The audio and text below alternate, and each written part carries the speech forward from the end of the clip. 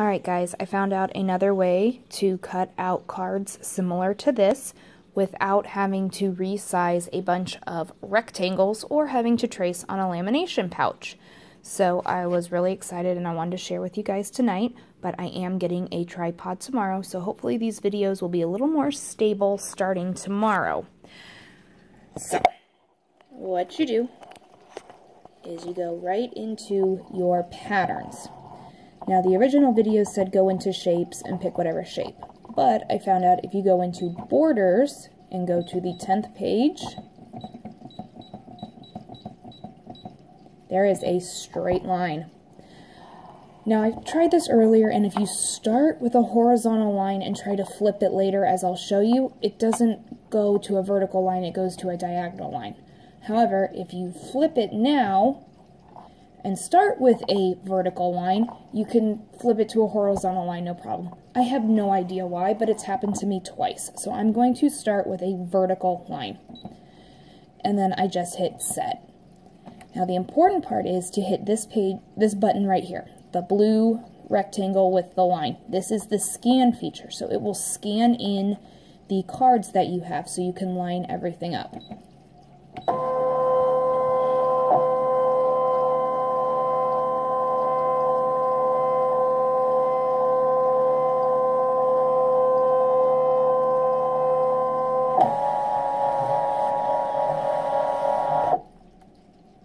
Alright, so now as you can see, our cards are up here, and all I need to do is you can move this around.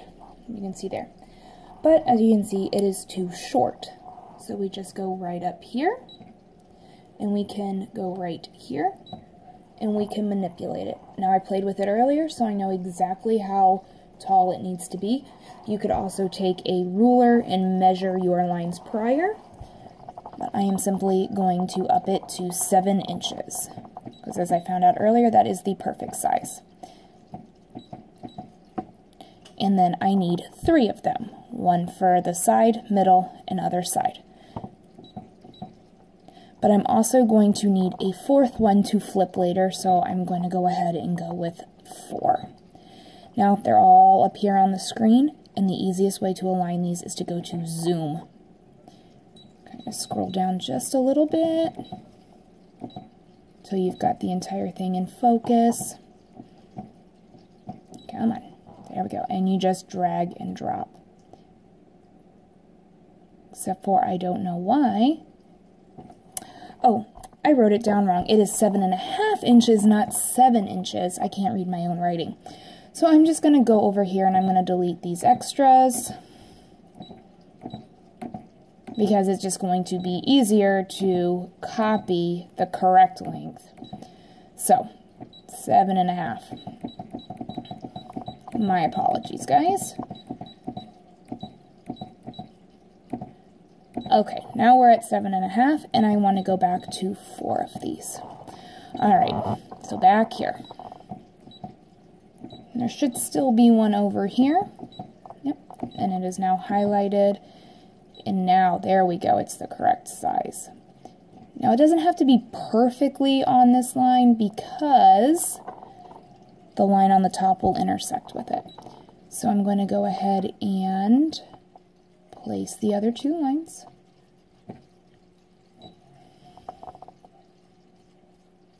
Alright, this one over here, this is the one we are going to manipulate next. So I just left it there. I'm going to click here, and I'm going to click to this rotate button and 90 degrees, and it is now a flat line. And I know that this one needs to be 6 inches long, so I'm going to decrease it. And now we are at 6, and I need 7 of these, so I'm going to up my number to 7. Alright, so now we got a whole mess of them, but again, go back into zoom and just start placing them. Okay, I'm going to kind of move these out of the way so I just don't put any on top of each other and lose one.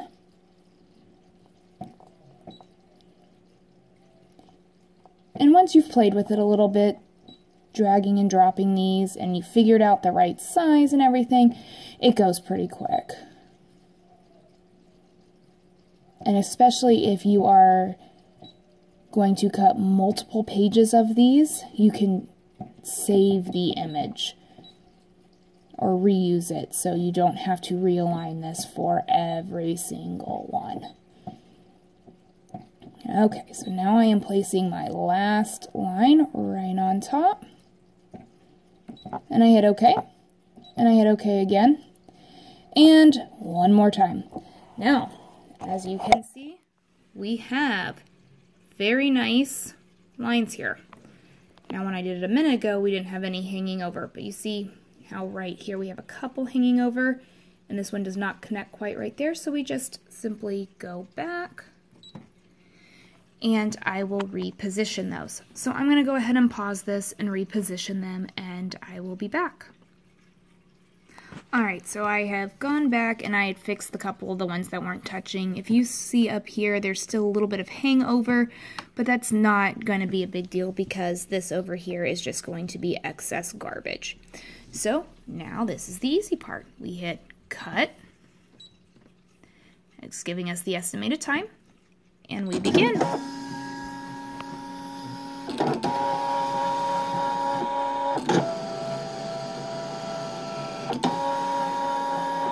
And as you can see, it is cutting one straight line instead of trying to do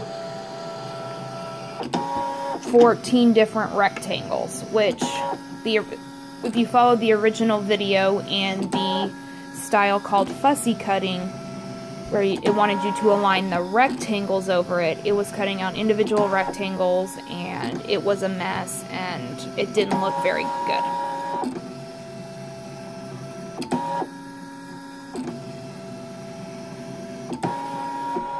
Alright, and it is already finished. So,